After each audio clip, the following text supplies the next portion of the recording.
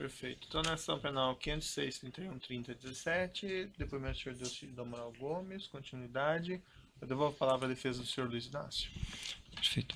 Então, eu estava perguntando ao senhor se, por ocasião desse depoimento que o senhor disse que prestou em Campo Grande para o órgão americano, quem estava presente? Só o juiz, um representante do Ministério Público, que eu não me recordo o nome, Ministério Público Federal, e os meus advogados e os advogados da Petrobras. Eu pensei que seria feito por teleconferência, alguém acompanhando, alguém ouvindo. Não apareceu ninguém. Eu mesmo perguntei aos advogados da Petrobras por que não tinha aparecido ninguém. Eles não souberam explicar na hora. Certo. E nesse depoimento o senhor foi indagado em relação a supostos ilícitos envolvendo a Petrobras. Na verdade, eles prepararam um rol de perguntas, mas uma coisa muito típica da justiça americana. Perguntas que praticamente as respostas fazem parte das colaborações que foram feitas. Então, eu confesso ao senhor que eu fiquei até meio constrangido, porque eu dizia para o juiz, mas isso está na minha colaboração, a resposta está na colaboração. Para ser muito sincero, todos nós ficamos numa saia justa danada lá nessa audiência, porque no final das contas ninguém entendeu direito por que aquilo aconteceu lá em Campo Grande. O Ministério Público deslocou o seu procurador, o juiz, os advogados. A parte interessada não estava presente. Certo, mas então havia coincidência entre o objeto das perguntas que foram formuladas ao senhor naquela oportunidade e o objeto da delação premiada que o senhor firmou aqui no Brasil com o Ministério Público brasileiro? Eles não entravam. Eu agora, confesso ao senhor, eu preciso dar uma rebobinada nessa audiência. Mas eram perguntas de caráter geral, não eram perguntas específicas. O senhor pode dar um exemplo? É do tipo assim, o senhor colaborou com a Justiça em 19 de fevereiro num acordo que foi homologado? Sim.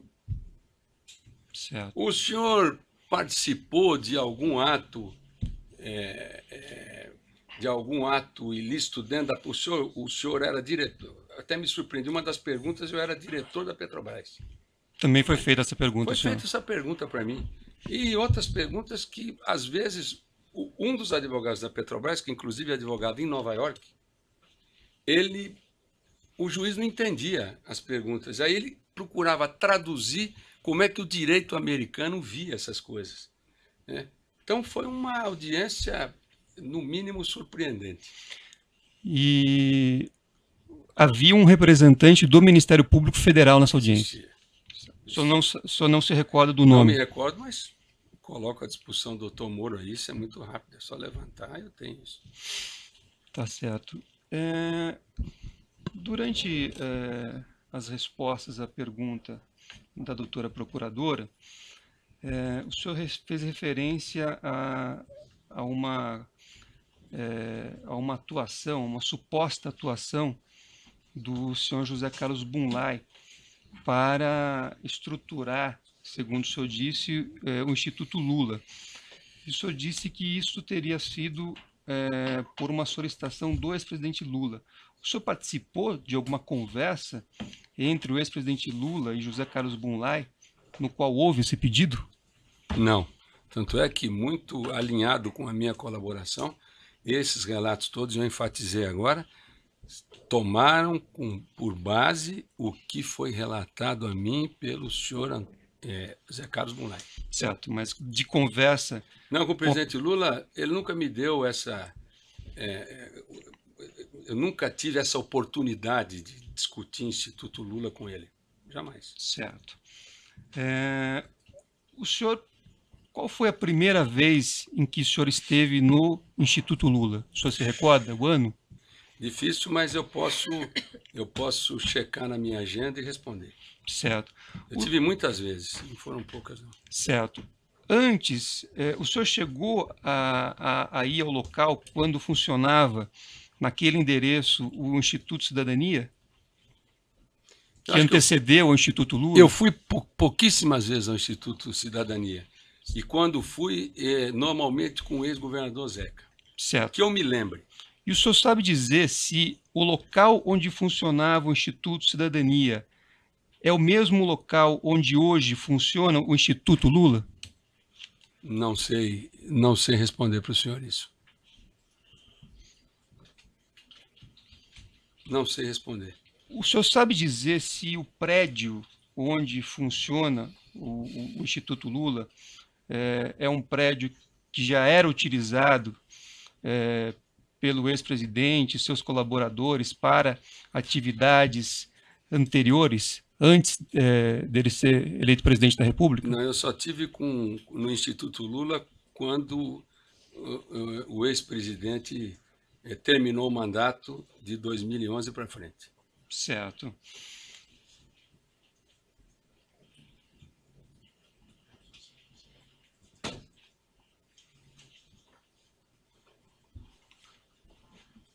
O senhor sabe dizer se dessas que o senhor chamou, né, de tratativas do senhor José Carlos Bunlai para estruturar o Instituto Lula, se isso resultou, se foi entregue ao Instituto Lula alguma nova sede? Não, não. A única coisa que o José Carlos Bunlai dizia para mim era que ele estava cuidando especificamente da implementação do Instituto Lula.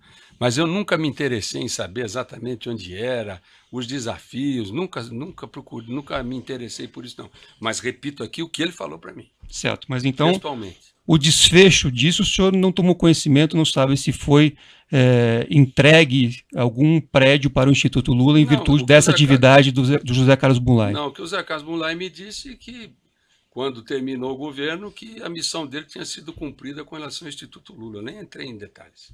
Certo, mas o senhor não sabe dizer se ele teve alguma atuação para entregar um prédio para o Instituto Lula. Não, ele quando disse para mim, ele falou de uma maneira muito geral, eu estou cuidando do Instituto, da implementação do Instituto Lula. E assim ficou. Tá certo. Sem mais perguntas, Excelência. Outros defensores têm indagações? Defesa Antônio Palocci, Excelência. Boa tarde, senhor Delcídio. Boa tarde. O senhor poderia informar o juízo se o senhor tem conhecimento a respeito dos fatos que são narrados aqui nessa denúncia, nesse processo crime, que justifica a audiência de hoje? Que é a questão do Instituto Lula? Na verdade, a aquisição de 2 imóveis. Não, eu acabei de responder claramente com relação a isso. As informações que eu tenho, e sendo fiel à minha colaboração, e sempre à disposição da Justiça, o meu testemunho é o que o Zé Carlos Bunlai me relatava com relação ao Instituto Lula. E eu nunca ouvi do Zé Carlos Bunlai, pelo menos com relação a mim, qualquer referência ao ex-ministro Palocci. Perfeito. Estes fatos aqui retratados também não fazem parte dos seus anexos entregues à Procuradoria da República. Correta essa minha afirmação? Sem dúvida nenhuma. Sem mais perguntas, Excelência. Outros defensores têm indagações? Esclarecimentos muito rápidos do juiz. O senhor mencionou a respeito desse papel do senhor Palocci em arrecadação de valores de campanha. O processo aqui em específico tem por objeto supostos acertos de propina, de vantagem indevida entre o Grupo Odebrecht e o senhor Antônio Palocci em prol do Partido dos Trabalhadores. O senhor tem conhecimento a respeito desses fatos específicos? Não, desse fato específico não, doutor Moro. Mas tenho certeza que o ministro Palocci era uma pessoa muito influente nessa área de arrecadação, mas nunca fui do grupo do ministro Palocci, eu nunca convivi com ele no dia a dia. Apesar de reconhecer a importância que ele teve, a importância que ele tinha no diálogo com o presidente Lula. O senhor me permite só acrescentar um detalhe? Pequeno. Além da influência que o ex-ministro Palocci sempre teve, né, no partido e como ministro da Fazenda no governo Lula, eu que vivi, por exemplo, a CPI dos Correios, eu conto até isso de uma forma mais resumida, procurador. nos meus depoimentos, eu tive, inclusive, numa situação com o Marcos Valério reclamando de uma suposta indenização que ele teria que receber para se calar. Né? E logo quando recebi essa informação, eu tive uma conversa com ele como presidente da CPI. Né? Certo, mas o que tem a ver com o Palocci? Não, eu alertei, eu procurei o presidente Lula e disse, olha, presidente, eu quero ser muito rápido, eu disse a ele, o senhor não precisa nem se preocupar com o tempo, eu vou falar rapidamente. Eu ouvi coisas de Minas Gerais que são complicadas. E para o senhor ver a importância do ex-ministro Palocci. No dia seguinte, o ministro Palocci me liga e diz assim, você esteve com o presidente Lula? Ontem tive. A conversa foi boa? Para mim, pelo menos, eu tirei um peso da consciência. Agora, para ele, eu não sei se foi boa. Aí ele disse assim, eu agora vou cuidar desse assunto. Então, é uma pessoa que tinha intimidade e proximidade, inegavelmente. Certo. Quando o senhor falou ali da estruturação, da questão do Instituto Lula, eu não sei se eu entendi bem, mas foi mencionado pelo senhor Bunlai o envolvimento da Odebrecht? Ele falou para mim que ele tinha procurado o Marcelo para ajudá-lo na implementação do Instituto Lula. Ele falou para mim isso. Mas ajudá-lo financeiramente? Ele não falou, mas eu imagino que seria alguma coisa nesse sentido, porque vai procurar Excelência, o Marcelo Odebrecht para fazer o quê? Pela Discurso? ordem, Excelência, gostaria que Vossa Excelência pedisse a testemunha que se ficasse restrita aos fatos e não a ilações ou, enfim, conclusões que não são próprias do depoimento. Ele não detalhou, então, o que seria... Não detalhou.